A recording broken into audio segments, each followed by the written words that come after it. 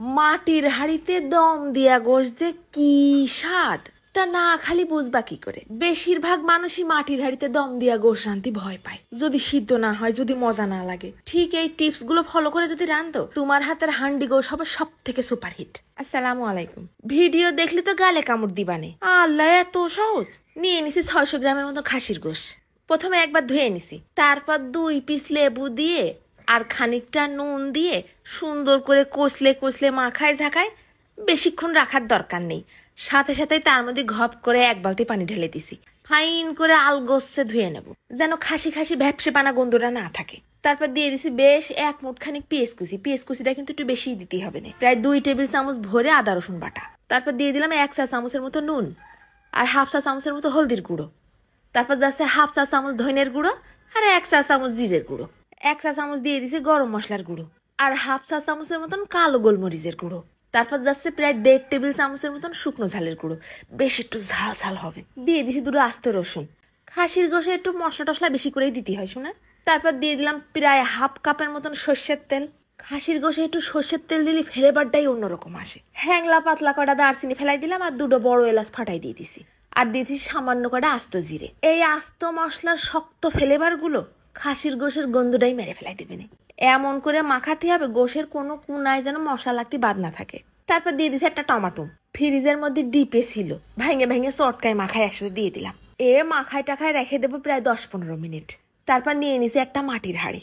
সব মাটির হাঁড়িতে কিন্তু চুলোয় রান্না করা যায় না, চুলোয় রান্না করার মাটির হাঁড়ি কিন্তু আলাদা হয়। এটা তোমরা দোকানে যে বললেই পাই যাবানে। গোশটা ঢেলে দিয়ে গামলাটা ধুয়ে 1/2 কাপের মতন পানি দিয়ে দিছি।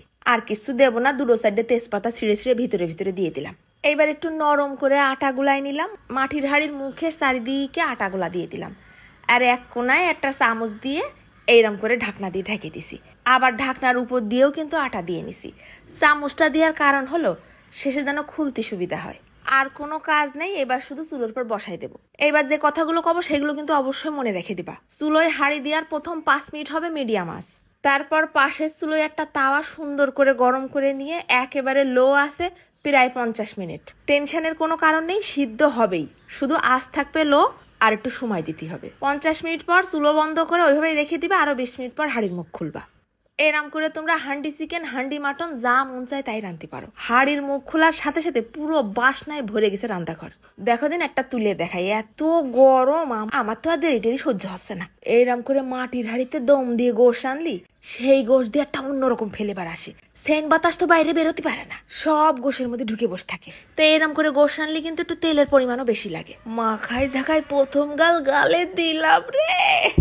ও খুদা, এত সুস্বাদু হইছে, গরমের ঠেলাকে জিবলে পুড়ে যাওয়ার মতন অবস্থা। সেদিকে কোনো হুঁশ নেই, আরে খাতি পারলি বাসি। গোশও একেবারে মোমের মতো গলে গেছে, খাসির কোনো বাজে গন্ধ নেই, মশলা ঢুকে গেছে একেবারে গোশের শিরায় শিরায়। কোনো হুঁশ নেই, শুধু চাকুম চুকুম করে চাবাই যাচ্ছি।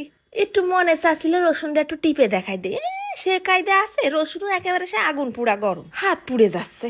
দেখিছো কি রাম সিদ্ধ হয়েছে, একেবারে ভজ ভজ করে রসুন বের হয়ে আসতেছে। ভাতের সাথে একটু রসুনটাও মাখায় গালে দিলাম, একেবারে মুখের মধ্যে মেল্ট হয়ে যাচ্ছে।